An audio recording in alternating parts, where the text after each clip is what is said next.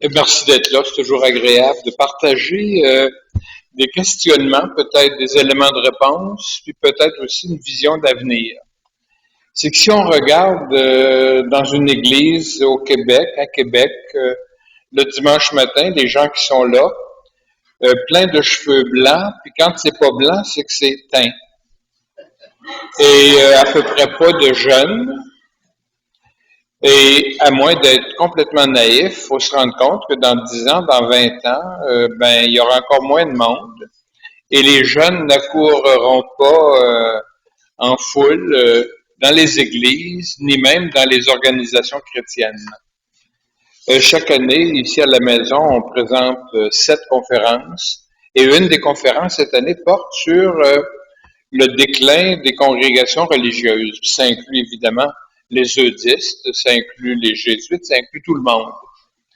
La présente conférence, je l'ai rodée, si vous voulez, en m'adressant aux chevaliers de Colomb, à Saint-Jean-Chrysostome depuis de nombreuses années. Je suis l'aumônier des chevaliers de Colomb, même si je ne suis pas chevalier de Colomb. Chaque mois, donc, je les rencontre, on réfléchit sur un thème donné, puis j'aurais pu intituler la conférence « Le déclin des chevaliers de Colomb ».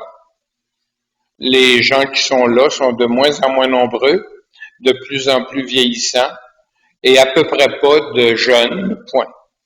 Il y a à peu près 3 semaines, j'ai donné la même conférence, un autre essai, si vous voulez, chez les frères de l'instruction chrétienne à Saint-Romuald.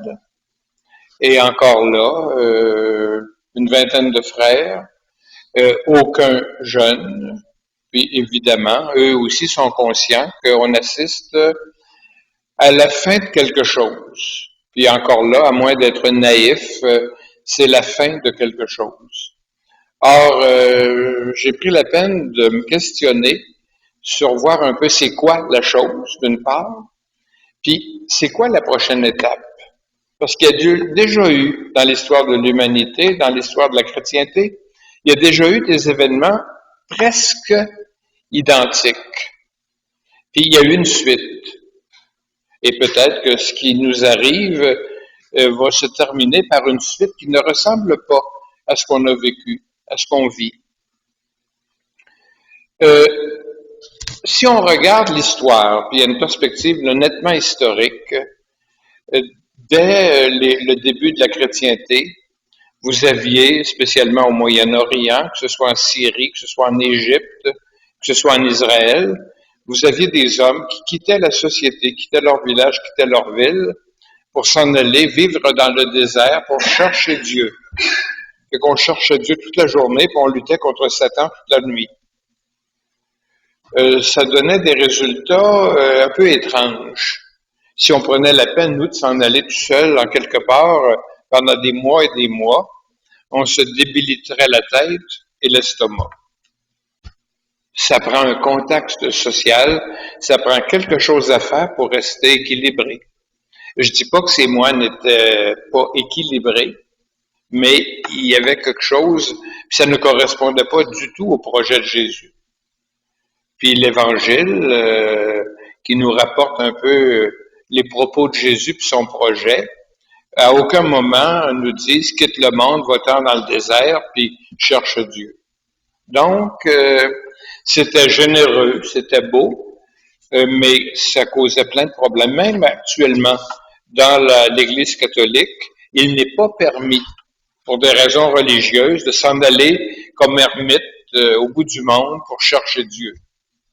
C'est permis pour quelques semaines, avec supervision d'un maître spirituel qui va vérifier la qualité de votre conduite et de l'équilibre de votre cerveau, mais ce n'est pas permis parce qu'on sait que ça donne des résultats désastreux. Bon. Donc, quitter le monde pour chercher Dieu, les premiers moines l'ont fait. D'ailleurs, le mot moine, c'est le mot mono. Mono, ça veut dire un. Donc, le vrai moine, il est tout seul. Donc, dans un monastère, le moine n'est pas tout seul, mais on voit tout de suite l'origine lointaine. Il était seul dans le désert, et tout à coup, ces moines seront regroupés. Vous aurez Saint-Augustin, j'ai mis des dates, 397 après Jésus. Vous aurez Saint-Benoît, qui vont se donner comme tâche de regrouper ces gens, de leur donner un horaire de vie. Et si on regarde un peu Saint-Benoît, 8 heures de prière, 8 heures de travail et 8 heures de repos. 3 fois 8, 24. Donc, le corps sert à quelque chose. On a un projet, on a un but dans la vie. Il y a du temps pour prier, pour chanter les gloires du Seigneur, puis du temps pour se reposer. Et Saint Benoît a préparé une règle qui est encore pratiquée aujourd'hui. Règle très sage. Saint Benoît dit quelles sont les prières qu'on doit faire tel lundi, tel mardi. Tout est précisé. On veut éviter les exagérations. Saint Benoît dit si quelqu'un est de santé fragile, eh bien on le ménage. S'il est malade ou de santé très fragile, on lui donne une nourriture de meilleure qualité. Il n'est pas tenu à faire le jeûne. Donc, une règle très, très humaine. C'est très beau arriver avec une règle très stricte, mais si on démolit tout le monde, on n'est pas plus avancé. Donc, Saint Benoît va travailler, avoir une influence énorme sur la vie communautaire. Puis même encore actuellement, si vous allez dans un monastère bénédictin, vous allez vous retrouver en présence de la règle de Saint Benoît. Peut-être un petit peu modifiée, mais pas tellement. Donc, dans les menus détails, tout est précisé. Puis je reviens sur les 8 heures de travail, sur la prière et sur le repos. Si on ne fait rien avec son corps, avec son intelligence créatrice, je pense que le corps se détériore, puis la vie a de moins en moins de sens. J'ai fréquenté en Israël des moines trappistes, leur production, leur travail, accueillir, c'est prévu par la règle. Ils avaient vignoble, fabriquaient ce qui était à l'époque le meilleur vin en Israël, et ils engageaient pour ça, en plus de leur travail personnel, ils engageaient des populations palestiniennes, arabes, pour travailler au vignoble. Donc, une activité. Si on va à Saint-Benoît-du-Lac, il y a l'agriculture. À certains endroits, il y a le fromage. Il y a aussi du chocolat. Je vois qu'il y a un gourmand parmi nous. Pardon? Oui, à Mistassini, oui. Etc. Donc, c'est important qu'il y ait quelque chose à faire. Sinon, ben, la vie... je suis allé un jour dans un monastère. Ma vision à moi, c'est que les moines foutaient rien. Ils recevaient leur nourriture de Moisson Québec. Ça me choquait au plus haut point. Moisson Québec, c'est pas pour des hommes capables de travailler, c'est pour des gens pauvres et qui n'ont rien. En tout cas, je referme la parenthèse. J'espère que c'est changé. Donc, très tôt dans l'histoire de la chrétienté, la vie communautaire, excusez, est régie de façon stricte, mais humaine, si vous voulez. Et si vous en avez le temps, le goût, vous pitonnez sur votre ordinateur Règle de Saint-Benoît, puis vous allez en voir des chapitres qui vont parler de l'habillement, qui vont parler de la prière, qui vont parler du chant, du jeûne, et ainsi de suite. Donc, très bien fait.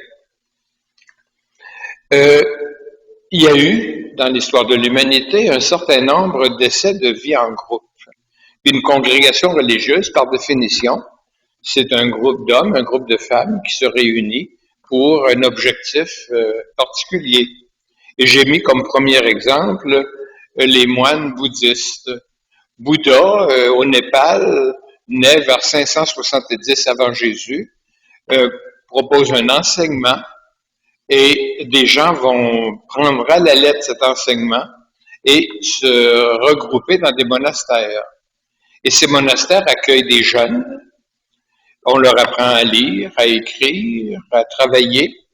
Puis quand les jeunes ont 10, 12, 15 ans, à un moment donné, la plupart quittent le monastère mais ils savent lire, ils savent écrire, ils savent travailler, ils s'en vont fonder un foyer. Et vous aurez quelques hommes, quelques femmes qui vont demeurer au monastère d'hommes, monastère de femmes, avec vie en commun, avec aussi des pleins d'exigences. Et c'est pas facile. C'était pas facile, la vie dans un monastère bouddhiste. La nourriture, les mortifications, les longues prières, pas de parfum, pas d'alcool, pas de lit douillet, et ainsi de suite. Donc, une vie nécessairement pas facile, réservée à quelques personnes, si vous voulez. C'était vrai il y a 2500 ans, c'est encore vrai actuellement.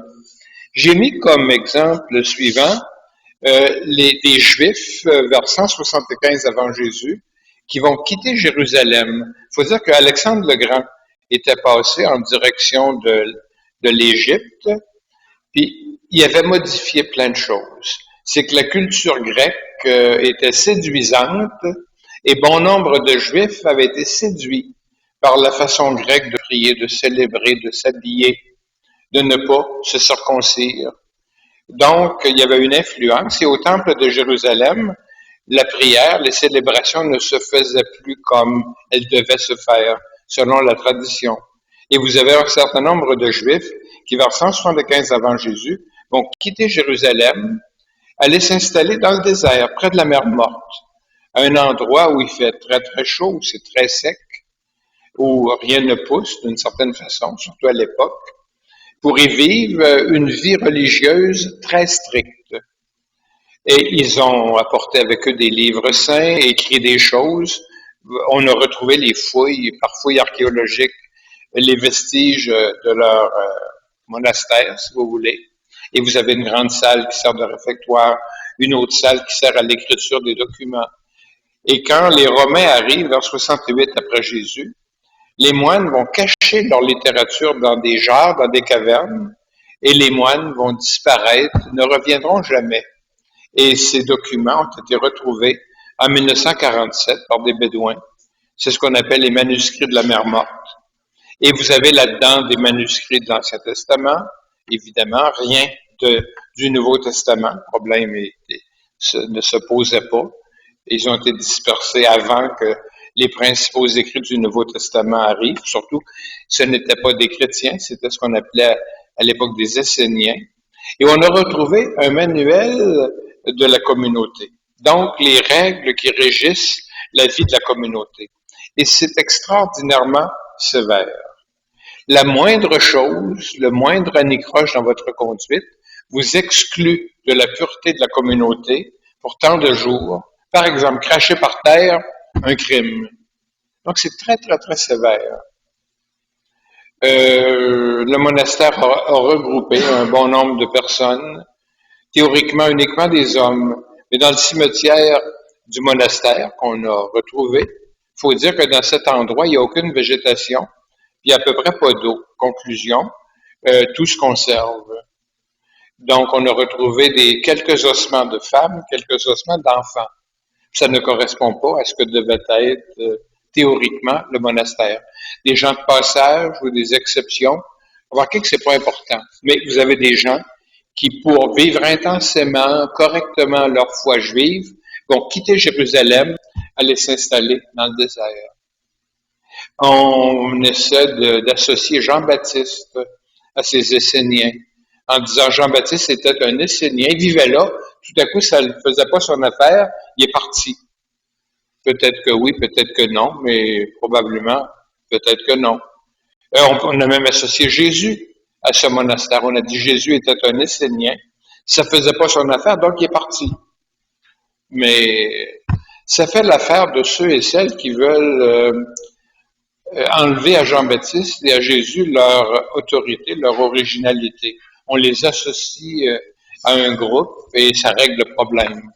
Puis si vous êtes en Israël, que vous avez comme guide un juif très croyant, il n'hésitera pas à vous montrer presque la chambre de Jean-Baptiste à Qumran. Alors que, puis il y a un film qu'on vous présente lorsque vous arrivez là, qui évoque la présence de Jean-Baptiste. On ne le dit pas clairement, mais c'est ce que ça veut dire. Bon. Donc, pour nous, ce qui retient notre attention, des gens qui vont quitter le monde pour vivre intensément leur religion. Les premiers chrétiens à Jérusalem vont vivre une expérience assez particulière. Jésus enseigne, Jésus meurt, Jésus ressuscite, et là on est persuadé que Jésus va revenir très très tôt. Il y a un passage de l'Évangile qui dit, en parlant de Jean, celui-là sera même pas mort, que déjà Jésus va revenir. Puis là donc, la fin du monde, le retour de Jésus, le jugement dernier, c'est pour très bientôt. Conclusion, ça sert à rien de s'organiser. Ça sert à rien d'avoir prêtre, d'avoir évêque, d'avoir structure. Jésus va revenir. Ça sert à rien non plus de placer beaucoup d'argent à la banque. Et ce qui arrivait, c'est que quelqu'un vendait sa propriété et l'argent était distribué à la communauté qui s'en servait pour manger, pour survivre. Et quand on avait fini de manger une propriété, un autre vendait sa propriété. On était sûr d'avoir assez de propriétés à vendre pour attendre la venue de Jésus. Et Jésus n'est pas revenu. Mais on voit tout de suite, on se réunit, on partage plein de choses pour des raisons religieuses, des raisons reliées à la foi. Je dirais que c'est un peu normal, un peu inévitable. J'ai mis comme exemple les moines de Saint-Benoît, j'en ai parlé suffisamment. Un personnage que je trouve intéressant, en Turquie, vous aurez un bonhomme qu'on appelait Mevlana ou Celalettin Rumi. Un bonhomme qui est né dans ce qui est aujourd'hui l'Afghanistan, Balkher. Son père était un érudit dans l'islam et les érudits n'étaient pas tellement aimés des politiciens. Un érudit, ça peut protester, ça peut contredire. Donc la meilleure façon de régler le problème, on règle l'érudit. Et le père de Celalettin Rumi a prétexté un pèlerinage à la Mecque pour quitter Balkher avec sa famille. C'était pour fuir le péril mongol. Va se rendre à la Mecque, effectivement. Et au retour, va être invité par le sultan Seldjoukide, un sultan turc. La première vague de Turcs qui va marquer l'histoire de la Turquie, qui deviendra l'Empire ottoman, qui deviendra la Turquie d'aujourd'hui. Et le sultan qui réside à Konya, l'ancien Iconium qu'on retrouve dans les Actes des Apôtres, le sultan invite le père de Mevlana, de Celalettin Rumi, à fonder là l'équivalent d'une université, un lieu de haut savoir. Et le père accepte. Et fiston Mevlana, lui, va voyager, s'initier à la philosophie grecque, à la pensée chrétienne. C'est vraiment un être d'exception. Ça, c'est indéniable. Et finalement, revient à Konya et fonde un monastère qui est encore là, qu'on peut visiter. C'est devenu un musée. Un monastère pour hommes, évidemment, sauf que Mevlana, lui, a une épouse qui ne vit pas au monastère, qui vit à l'extérieur. Il a des fils, mais au monastère, vie très sévère. Et l'objectif, c'est de chercher Dieu, mais d'une façon assez particulière, par de longues méditations, mais surtout par des danses giratoires, les derviches tourneurs. Or, si vous tournez sur vous-même 5 minutes, 10 minutes, 15 minutes, 20 minutes, vous allez trouver Dieu. Vous allez être tellement étourdi que... Il y a une espèce de logique derrière ça. La volonté de Dieu, c'est pas comprenable. Vous avez la vieille dame qui voudrait mourir et qui ne meurt pas.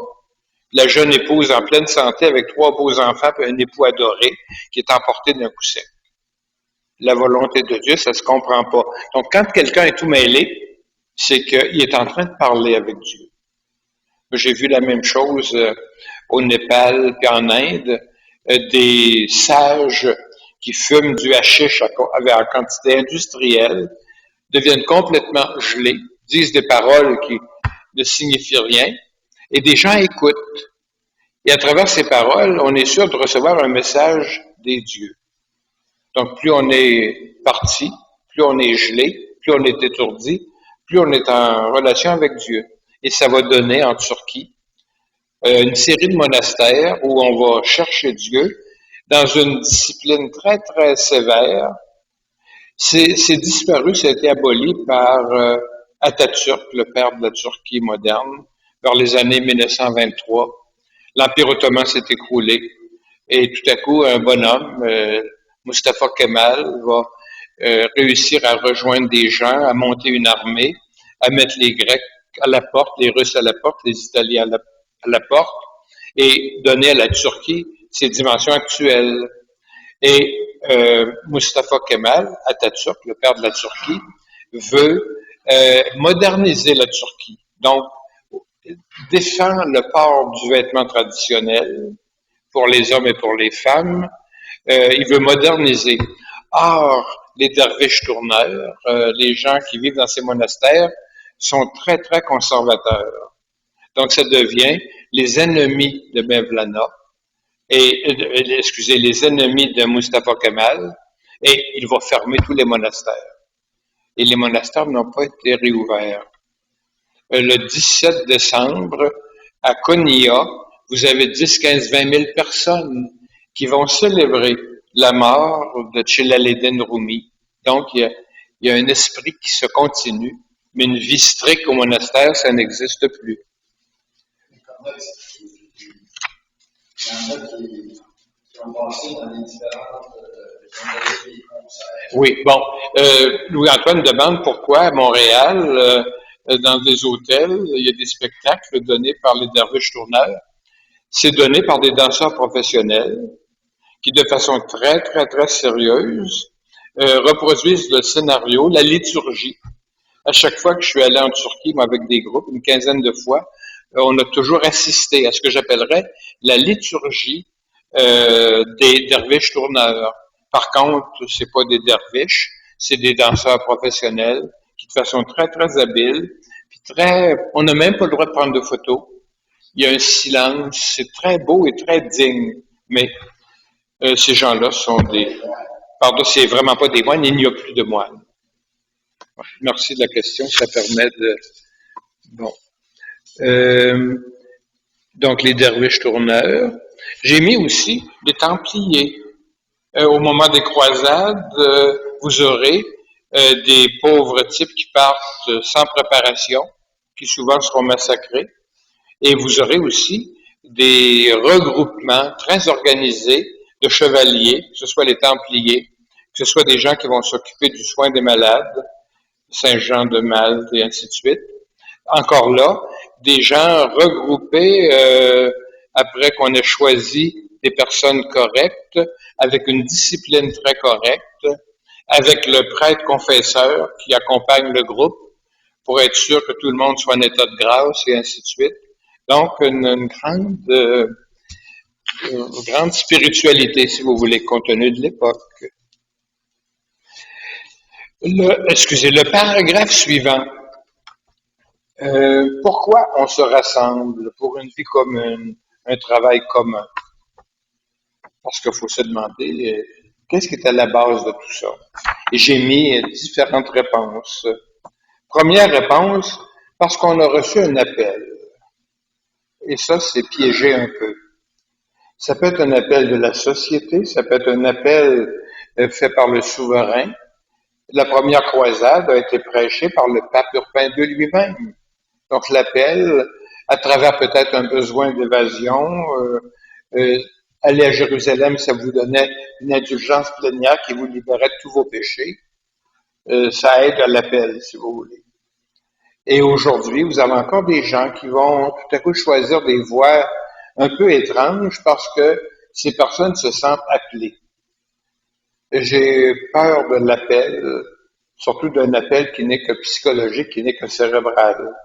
Je préfère un appel qui vient de la société, qui vient des besoins, qui vient peut-être aussi de l'originalité de la personne. J'avais, à un moment donné, été demandé pour donner un cours sur la dimension missionnaire de l'Église catholique à des jeunes Québécois, Québécoises qui partent en mission pour l'Amérique centrale. Je leur ai demandé pourquoi vous partez pour ce travail. Ah, on s'est senti appelé. Puis l'expérience m'a indiqué que j'avais raison de me méfier des appels.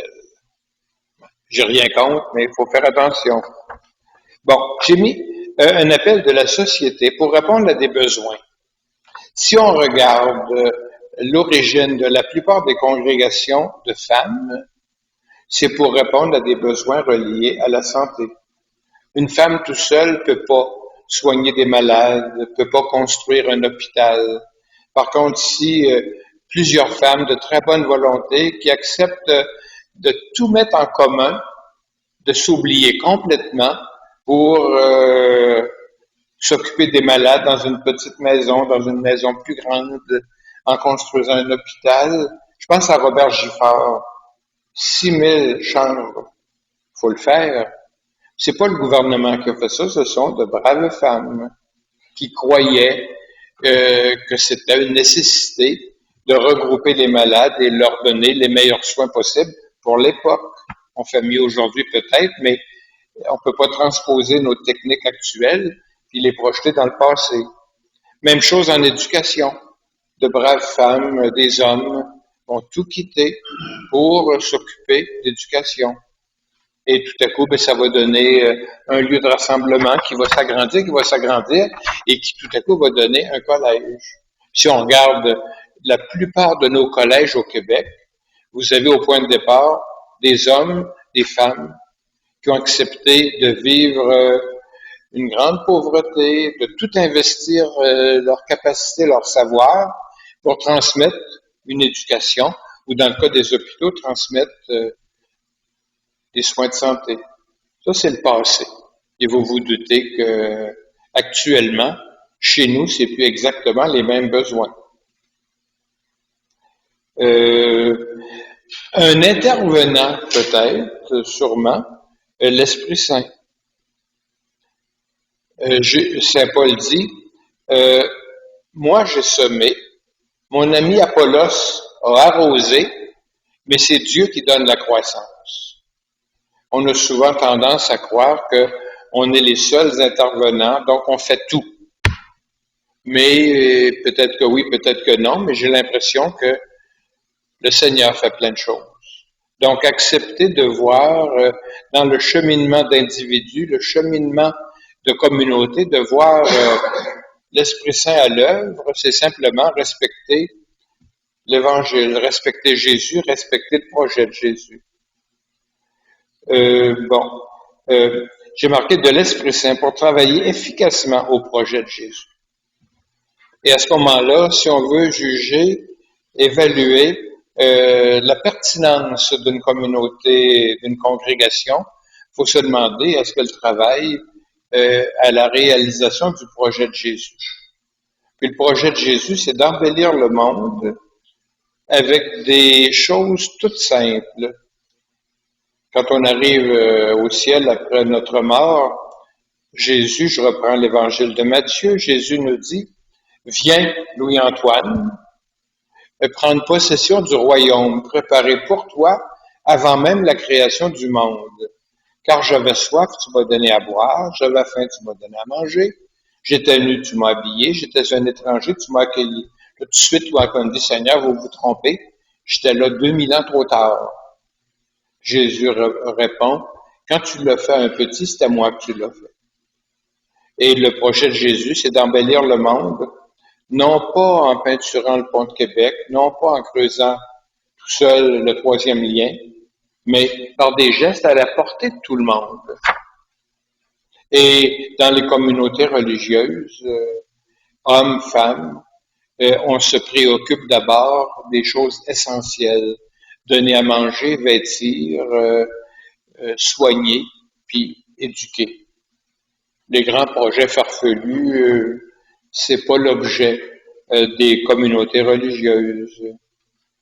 J'ai ajouté à la demande d'un ami, Jean-Claude Filteau, diacre que certains connaissent peut-être, professeur pendant des années à l'Université Laval en études bibliques.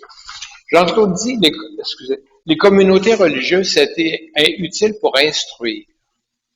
Et je me rappelle quand j'étais jeune, tout à coup, telle congrégation de frères passait par les villages, j'étais à Notre-Dame-du-Lac, Et on faisait du recrutement pour amener des gens étudier à Sully. Les Jésuites étaient venus à Notre-Dame-du-Lac pour que j'aille étudier à Brébeuf.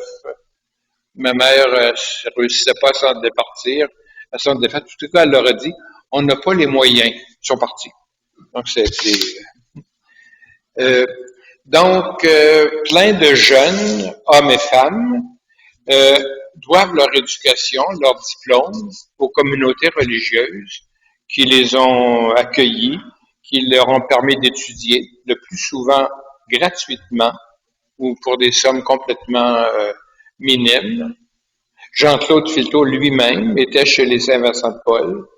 Et à un moment donné, il s'est rendu compte que la vocation sacerdotale, c'était pas pour lui, a quitté, mais sa formation, il la doit au Saint-Vincent de Paul. Et dans notre milieu, plein d'hommes et de femmes doivent leur formation à l'implication de congrégations religieuses. Donc, un apport non négligeable. J'ai mis aussi comme raison de se rassembler pour des motifs plus personnels, la prière, la contemplation, chercher Dieu dans le silence. Il y a des gens pour qui la prière, le silence, la méditation, la contemplation, c'est important. D'ailleurs, si vous allez comme moine à Saint-Benoît-du-Lac et que vous n'aimez pas la prière, que vous n'aimez pas le silence, vous ne serez pas là très longtemps. C'est normal. Il faut qu'une personne soit heureuse dans le milieu où elle vit. Sinon, la personne se détériore, est contre-productive, rate sa vie. Il y a des personnes qui ont besoin de contemplation. J'avais une amie à Lévis, son grand plaisir, c'était les heures d'adoration. Personnellement, ça m'ennuie comme la peste. C'est moi. Puis heureusement, elle trouvait ça extraordinaire. Bon, tant mieux. Donc, on n'est pas tous fait pareil. Puis il y a des gens que certaines formes de rassemblement, de piété, euh, euh, regroupent davantage, puis réconfortent davantage. Chercher Dieu dans le silence. Et j'ai ajouté une chose malheureusement très vraie, trop vraie, avoir quelque chose dans son assiette. Et dans certains pays lointains, ceux qui s'occupent de l'accueil, du noviciat, de la formation, par exemple, des futurs prêtres, il faut discerner entre ceux qui peut-être ont une vraie vocation, sont là pour l'Évangile, sont là pour le projet de Jésus, ou qui sont là uniquement pour avoir de quoi dans leur assiette, puis avoir de quoi pour aider leur famille. C'est pas mal en soi, mais c'est peut-être pas la motivation idéale. Puis peut-être que vous vous rappelez, vers les années 68, au moment de plein de bouleversements, grand nombre de prêtres ordonnés depuis des années ont quitté. J'appellerais ça vocation sociologique. On allait au séminaire, puis on n'en partait pas, puis tout à coup on était prêtre. Et tout à coup on se rendait compte que c'était pas tout à fait la bonne place. On s'en allait. Donc, ce qui veut dire qu'un certain nombre de cheminements, je me rappelle une religieuse que j'aimais bien, qui était pas heureuse dans sa congrégation. Point.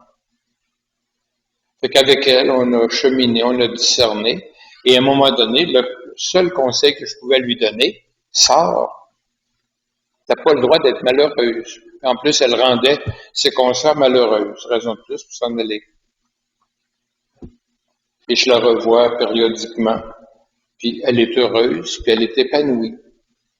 On a le droit, à un moment donné, peut-être, de penser que tel style de vie va nous combler, correspondre à nos besoins, à nos attentes, puis nous permet d'être utile, mais on peut se rendre compte aussi qu'on s'est trompé.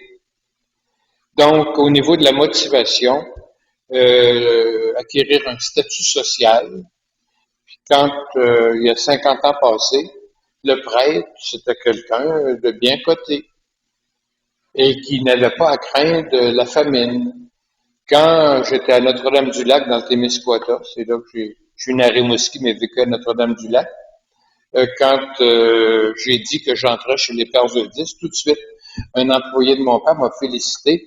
Il dit, tu auras toujours de quoi manger. Bon, c'était vrai, mais ça indique fort bien comment il percevait la vie dans une congrégation religieuse. J'ai ajouté aussi subir des pressions sociales ou familiales. Rappelez-vous l'époque où dans une famille, c'était 10, 12 enfants. C'est tout normal qu'un gosse aille comme prêtre, qu'une fille au moins aille comme religieuse. Puis c'était pas le pire choix, si vous voulez. Se retrouver mère de famille avec un mari peut-être qu'on aime plus ou moins.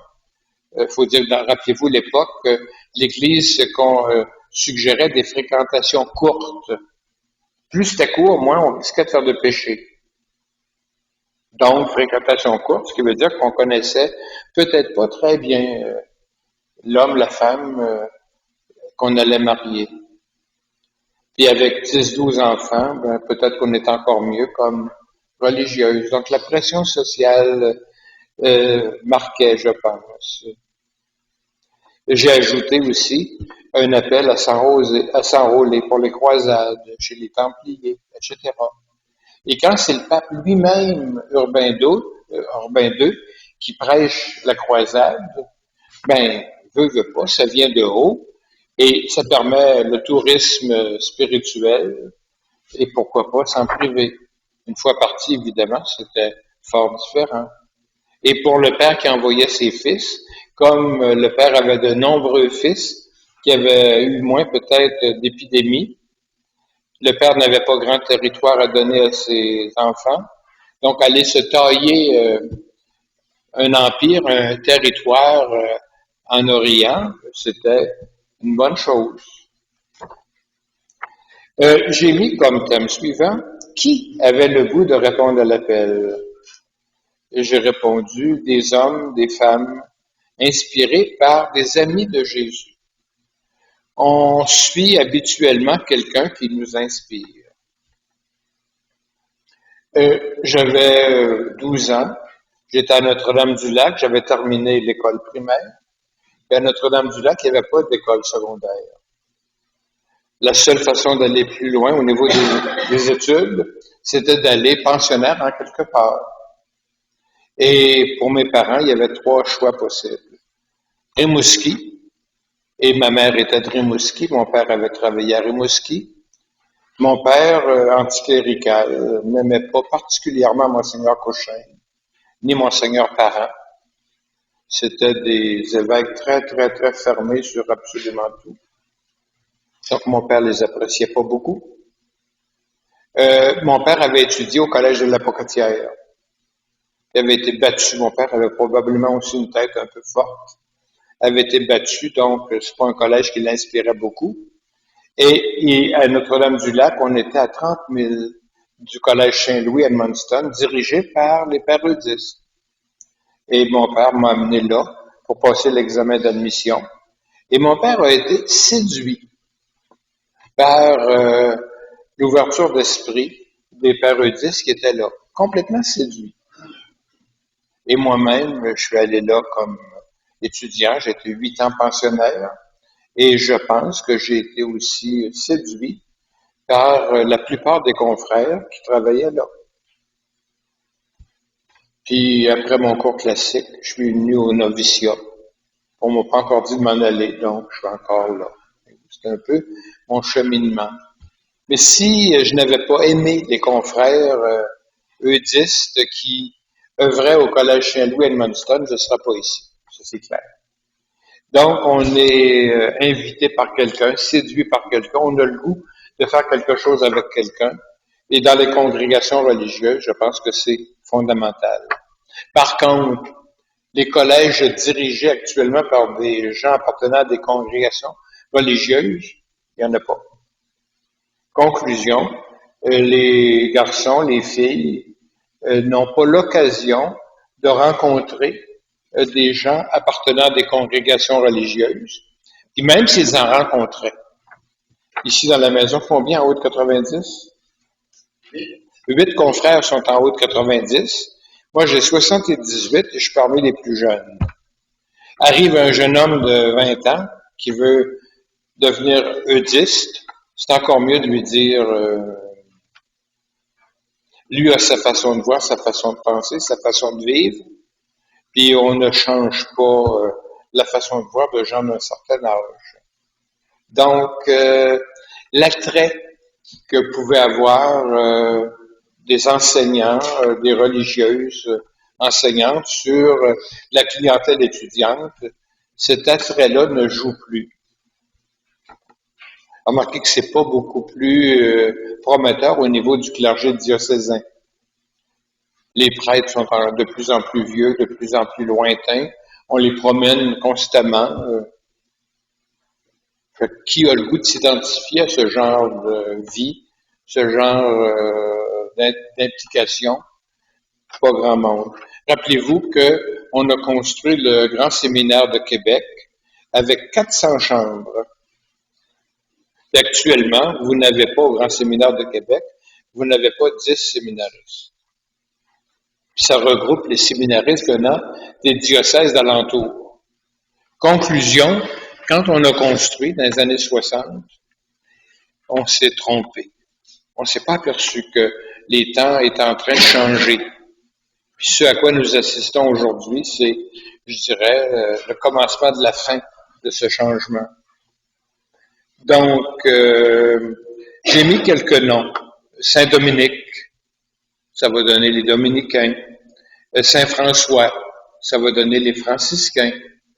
Et ces gens, des personnes qui avaient une personnalité très forte, des hommes qui ont regroupé autour d'eux d'autres personnes, ça donnait des toutes petites communautés. Et là, on a senti le besoin de se donner des règles. On reviendra plus tard sur les règles, d'avoir l'assentiment de Rome pour vivre selon l'Évangile. Et Rome, c'est assez amusant. Rome a permis aux dominicains d'enseigner. On dit, vous êtes compétents pour enseigner. Et Rome a interdit aux franciscains d'enseigner, en disant, non, vous n'êtes pas compétents. Bon, peut-être que oui, peut-être que non. On voit tout de suite que à la fois les intrigues, les personnalités jouent. Vous aurez un autre bonhomme, Saint-Ignace. Saint-Ignace, un jeune espagnol, certainement très brillant, très séduisant, puis autour de lui se sont regroupés des collègues pour des projets. Ça a donné la grande famille jésuite. Il y a une chose évidente, ça revient plus tard. À aucun moment, ces bonhommes se sont donnés comme mission de fonder une congrégation. Il y avait un besoin, il y avait un charisme, des gens sont venus, ont accompagné ces fondateurs, ça a grossi, mais l'objectif premier, c'était pas d'avoir une grosse patente. Vraiment pas. J'ai mentionné aussi, je pouvais pas ne pas le faire, j'ai mentionné Jean-Eudes.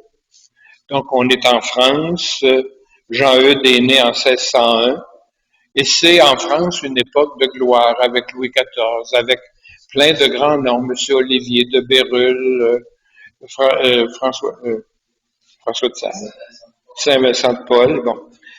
Jean-Eudes avait une dévotion toute particulière pour Marie, pour Jésus. Et Jean-Eudes voulait donner suite aux décisions du Concile de Trente, qui s'était terminé 100 ans plus tôt. Puis le Concile de Trente voulait que soient créés des grands séminaires pour former les prêtres. Les prêtres étaient des ignorants, pour la plupart. Alors le Concile de Trente a dit qu'il faut former les prêtres si on veut former le peuple de Dieu. Et Jean-Eudes était allé à l'oratoire avec de Bérulle, qui lui promettait de s'impliquer dans la formation des prêtres. Rien n'était fait. Jean-Eudes s'en va. Et va réunir autour de lui quelques prêtres seulement pour à la fois former des prêtres. Le vrai nom des eudistes, c'est la congrégation des séminaires de Jésus et Marie. Donc, on voit tout de suite l'aspect grand séminaire.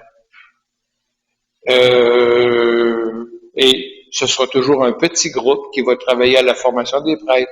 Jean-Eudes avait aussi une autre passion, les missions paroissiales.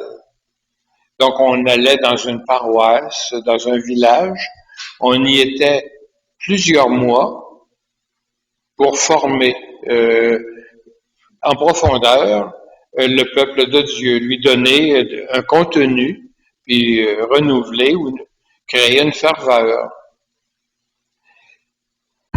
Est-ce qu'aujourd'hui, comme eudistes, les eudistes peuvent créer, fonder des grands séminaires?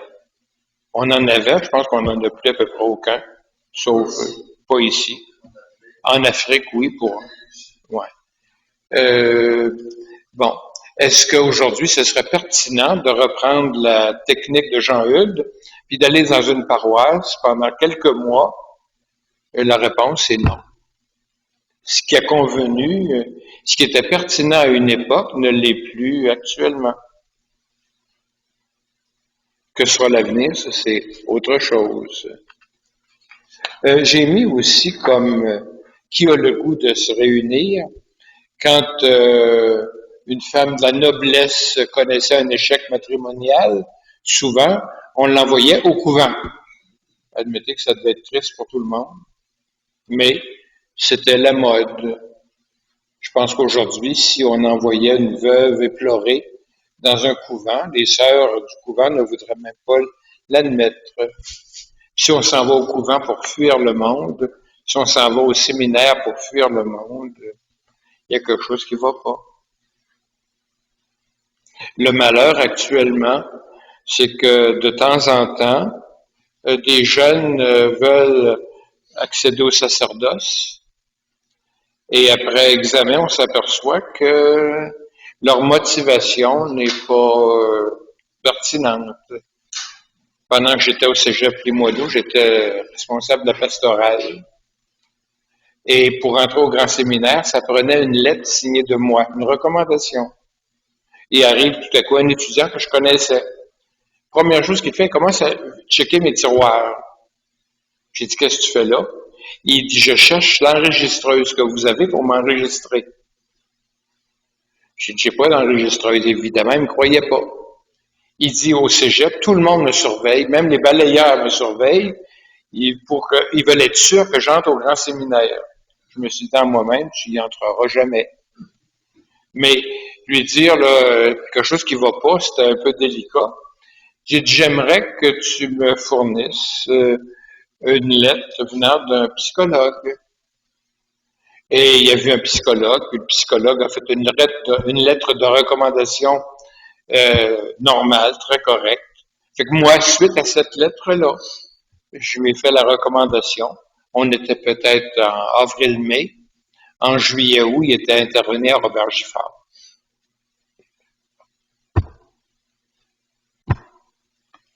J'avais participé en 1966 à Rigaud, à une réunion des directeurs de pastoral des divers collèges classiques du Québec. Et Monseigneur Paré avait fait un discours extraordinaire sur l'évocation. Tout était tellement extraordinaire.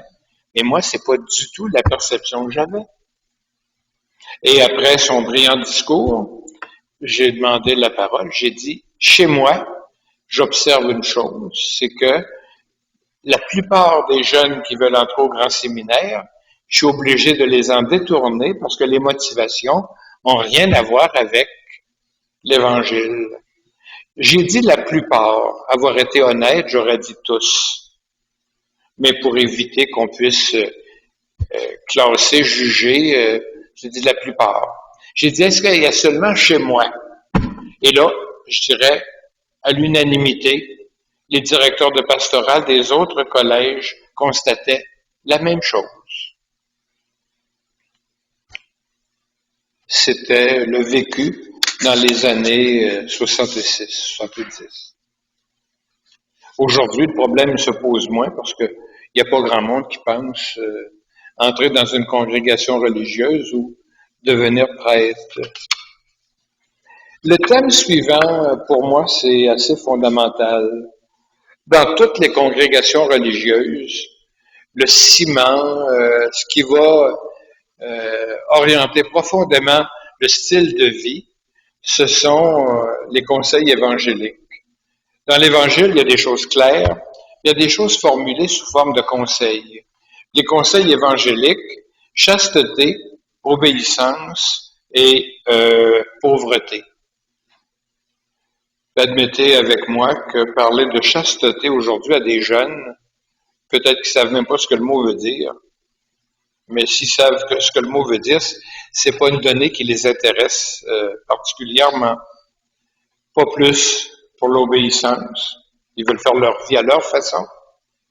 Et le troisième, là, la pauvreté, évidemment, c'est l'envers du bon sens. Si on regarde toutes les communautés religieuses depuis le début, pendant 2000 ans, c'était le ciment. Puis la condition aussi pour que ça marche, à chaque fois, excusez, qu'on a voulu associer dans un même projet, dans une même bâtisse, hommes et femmes, rapidement, ça se termine mal. Il y a des jalousies, il y a des ci, il y a des ça, la nature humaine étant ce qu'elle est. Donc, tout à coup, pour que ça marche, il faut séparer les sexes, puis même interdire le sexe, la sexualité, la chasteté. L'obéissance, pas facile obéir. On est porté à discuter, c'est normal. Oui, mais quand on ordonne quelqu'un comme prêtre, l'évêque lui demande avant de l'ordonner, me promettez-vous obéissance? Puis on n'a pas le choix, il faut dire oui. Sinon, tout se termine là. J'ai eu la chance hier avec un ami d'aller au Palais au Grand Théâtre. C'était le Sacre du Printemps de Stravinsky avec l'Orchestre symphonique de Québec, les violons du roi et des surnuméraires. Il y a presque 100 musiciens avec un directeur. Des choses extraordinaires. Les musiciens ne jouaient pas ce qui leur plaisait. Ils obéissaient à la partition, ils obéissaient au tempo donné par le chef d'orchestre. Donc, pour certains projets, l'obéissance, c'est absolument nécessaire. Ça n'enlève pas l'originalité, ça n'enlève rien, mais par contre, les jeunes actuellement, l'obéissance, pas plus populaire que la chasteté. La pauvreté, c'est pas. Il y aura une autre vertu, un autre conseil qui sera vécu dans certains monastères, c'est le vœu de stabilité. Donc, on entre dans un monastère, puis on n'ira pas dans un autre monastère, dans un autre monastère. Donc, un tourisme de monastère en monastère, c'est interdit. On promet de vivre et de mourir au même endroit. Ça a été pendant 2000 ans le ciment. Est-ce que le même ciment est encore vivable aujourd'hui, acceptable aujourd'hui? Puis, est-ce qu'il y a des projets? Et à ce moment-là, les questions. Y a-t-il des besoins aujourd'hui? La réponse, c'est oui. Par contre, c'est pas exactement les mêmes. J'écoutais à la radio dernièrement une dame qui parlait des autistes. Elle dit un besoin extraordinaire de gens pour accompagner les autistes. Est-ce que j'ai le goût, moi, d'accompagner les autistes? Est-ce que j'ai le droit d'investir une partie de ma vie? Et le problème est là. Est-ce que actuellement, au nom de la foi, au nom de l'Évangile, est-ce qu'on a le goût de consacrer sa vie à autre chose que ses projets personnels? Il y a un problème de foi, un problème d'engagement, un problème de disponibilité. J'admire beaucoup les médecins sans frontières qui, au péril de leur vie, s'en vont à l'étranger, sur des territoires où se vivent plein de conflits, plein de méchanceté pour essayer de sauver des vies humaines, adoucir le sort. Admettez avec moi que si le médecin sans frontières a à la maison une femme puis 5 enfants, c'est pas évident qu'il va être aussi disponible. À un moment donné, il y a des métiers qui requièrent, je pense, le célibat. Ça dépend encore des personnes, ça dépend des métiers. Donc, des besoins, il y en a. S'occuper des jeunes décrocheurs, je pense que c'est fondamental. On parlait tout à l'heure, il y a moyen d'impliquer des jeunes dans plein de projets, de leur donner un avenir, de leur donner une compétence, de les valoriser. Cet après-midi, quelqu'un mentionnait l'Arche de Jean Vanier. Donc, Jean Vanier, qui pourra faire tout à fait autre chose que s'occuper de gens très défavorisés au plan physique et intellectuel. Jean Vanier s'occupait de ces gens, leur donnait une présence, de l'attention, de l'affection. Et je pense que l'Évangile, c'est ça. C'est pas de construire des grandes choses, c'est pas de peinturer le pont de Québec, c'est pas de creuser le troisième lien, c'est de s'occuper. Donc, en Colombie, à Bogota, il y a quelques années, de mes confrères eudistes ont ouvert une plus, après ça d'autres maisons, pour des jeunes garçons de la rue, 16, 17, 18 ans, attaqués, victimes du sida, il n'y avait aucun médicament, des jeunes qui n'avaient jamais eu de foyer, qui n'avaient jamais eu de chambre, jamais eu de présence. Puis mes confrères les réunissaient, trouvaient de la nourriture, trouvaient des petits projets. Ce qui manquait le plus, c'était de l'argent pour acheter des tombes. Et à un moment donné, je suis allé visiter une de ces maisons et il y avait tous ces beaux garçons, évidemment piégés à mort, qui étaient en train de préparer une fête pour les gens de leur rue. Eux qui sont mourants, qui se savent condamnés, préparaient de la nourriture en abondance pour accueillir les gens de la rue. C'est dérangeant, d'une certaine façon. Mais, y a-t-il des besoins? Je pense que oui. Par contre, ça exige qu'on sacrifie certains conforts, qu'on soit séduit par des leaders. Y a-t-il des appelés? Probablement, ça c'est des jugements, puis il faut ça vaut, c'est pas très valable ce que je dis. Probablement que les parents qui ont 40, 50, 30 ans, il n'y a probablement pas grand-chose à faire avec eux. Ça, c'est ma vision. Ils sont honnêtes, sont bons. Par contre, face à plein de choses reliées aux traditions religieuses, ils ont fermé les portes, ils ont fermé les fenêtres. Bien souvent, ces gens interdisent aux grands-parents de parler de religion aux petits-enfants. Ça en dit long. Et à ce moment-là, je pense que parmi les personnes appelées, les petits-enfants.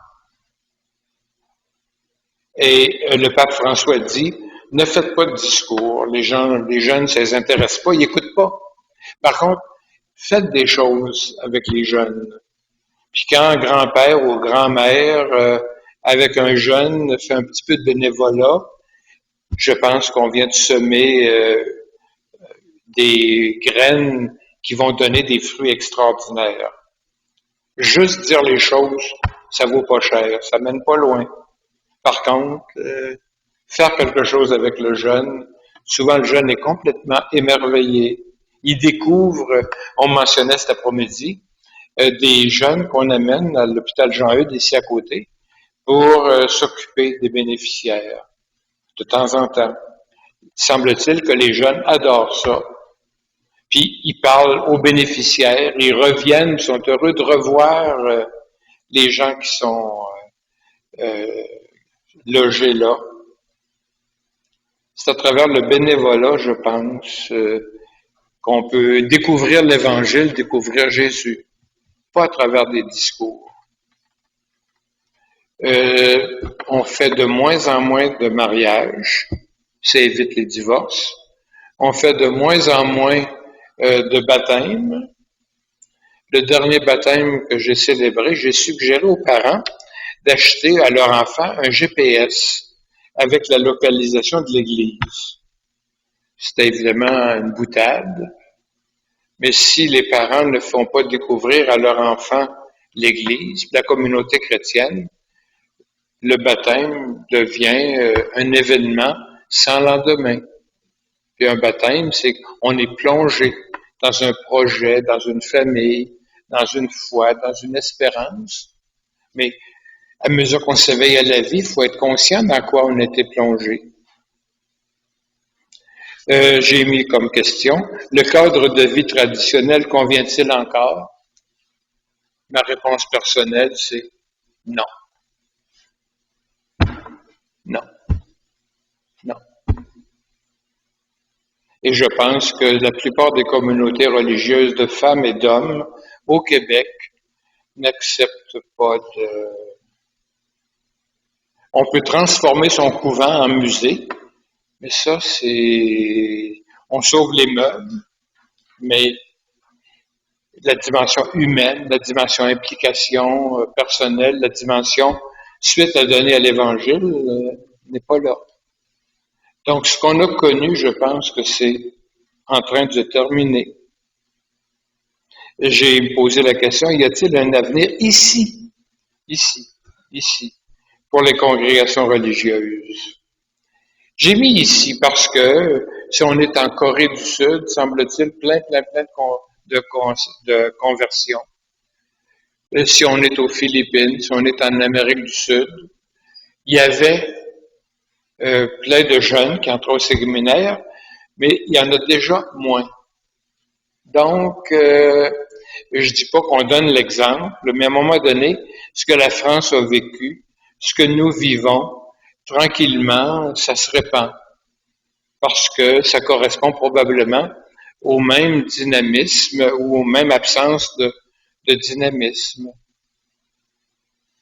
Donc, je ne crois pas que ici, évidemment, on peut toujours faire venir des Colombiens, des Africains pour remplir nos maisons religieuses.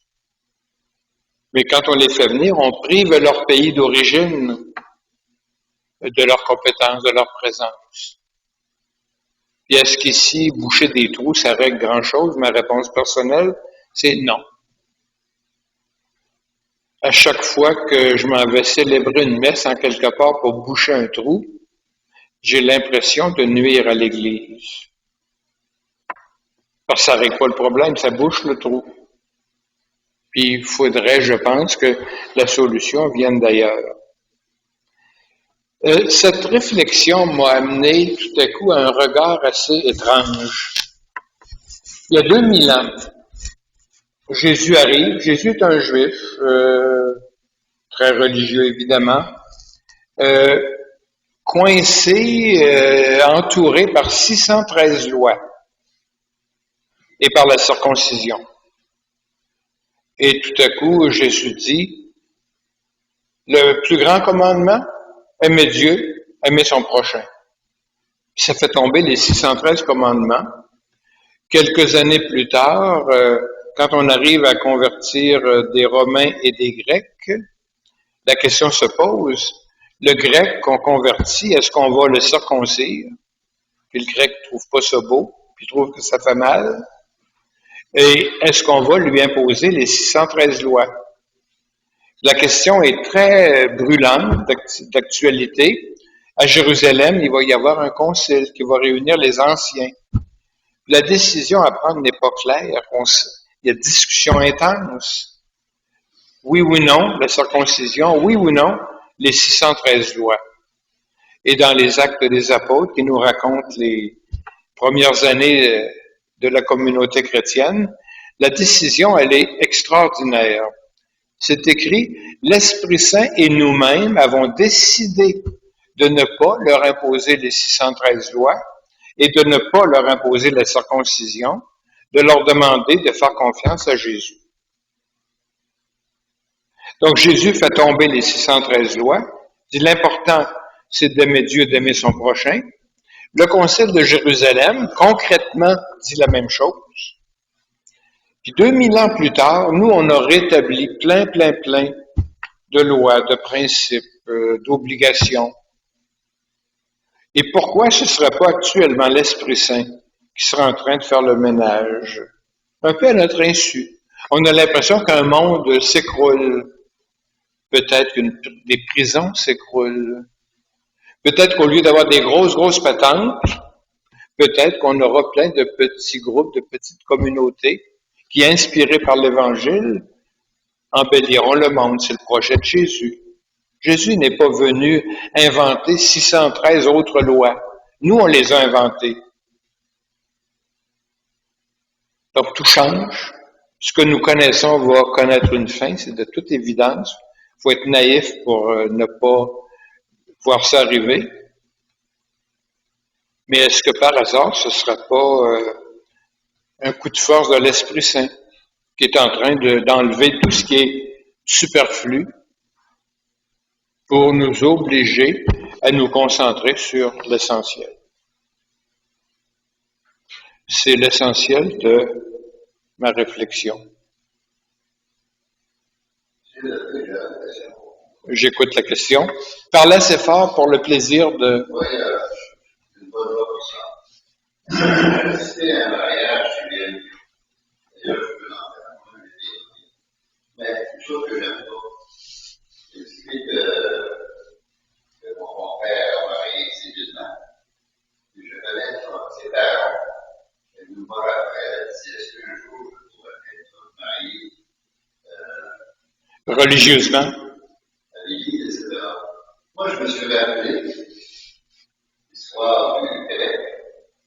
Avant que les Jésuites arrivent, assez souvent, un couple se mariait civilement, et quand ça doit être arrivé, ils unissaient le mariage.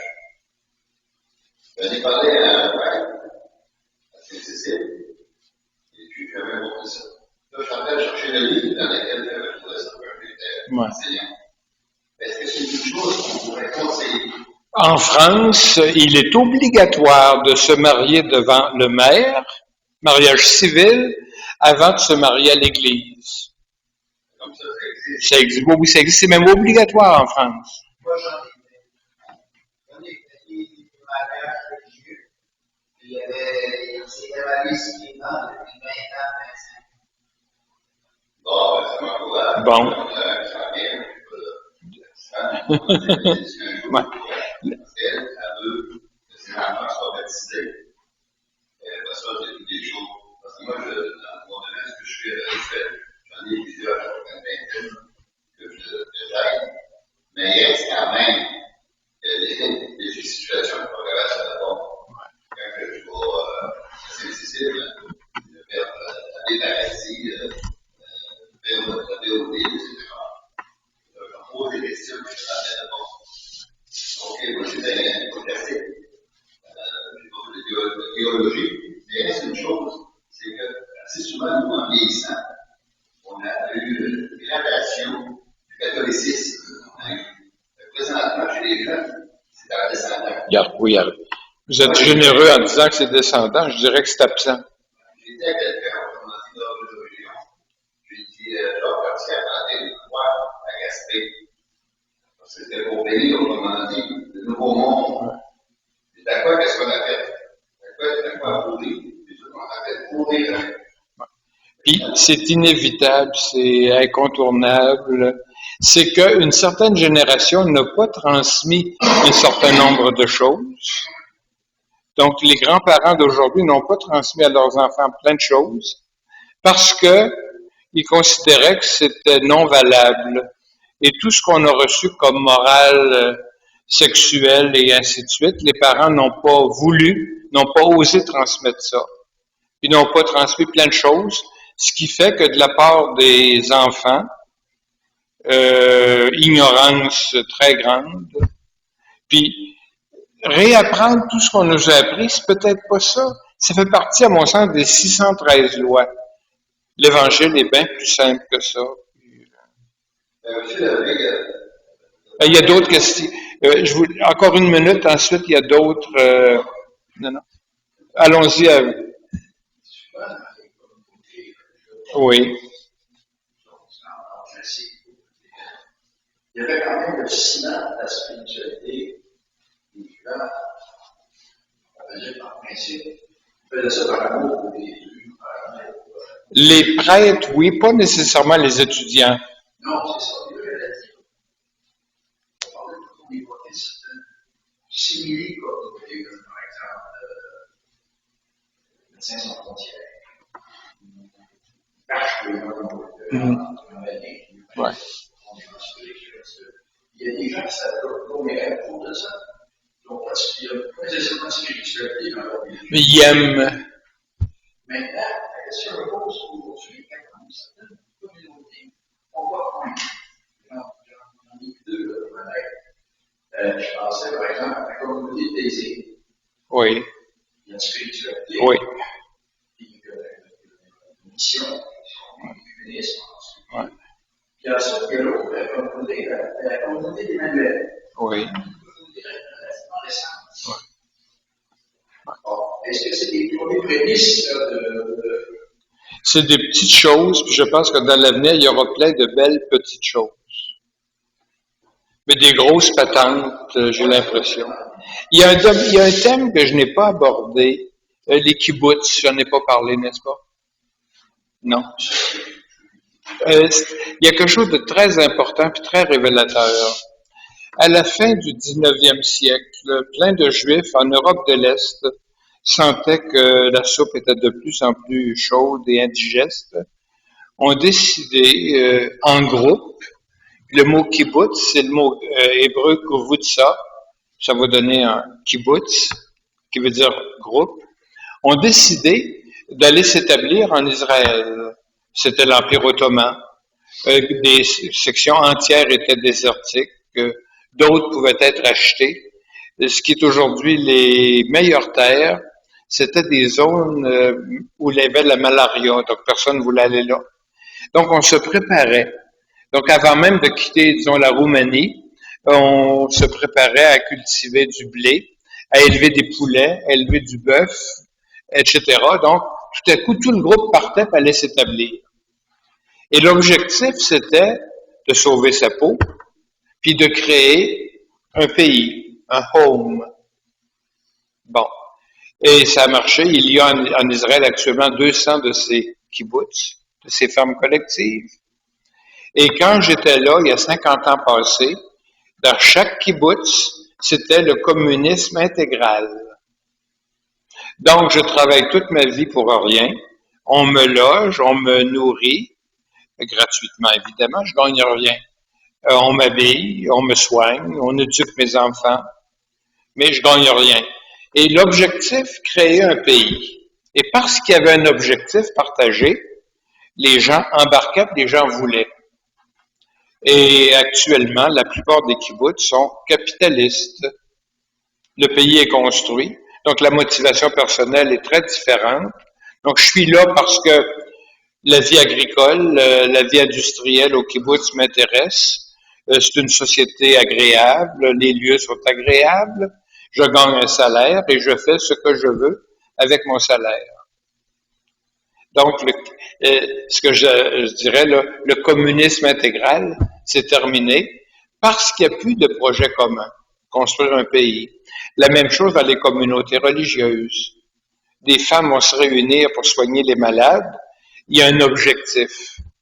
En même temps, en Russie, vous aviez les kolkhozes, les fermes collectives.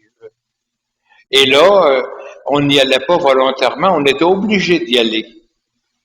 Donc, un collectivisme forcé. Ça a été au plan agricole un échec. Au plan humain, Staline a éliminé 17 millions de paysans qui n'acceptaient pas d'entrer dans le système des kolkhozes. Donc, quand il y a un projet commun, ça marche. Quand il n'y a pas de projet, puis que c'est par coercition qu'on se retrouve dans un État, ça ne marche pas. Au niveau des communautés religieuses, il faut qu'il y ait un projet commun. Puis le projet commun, s'il vient de l'Évangile, ben, il est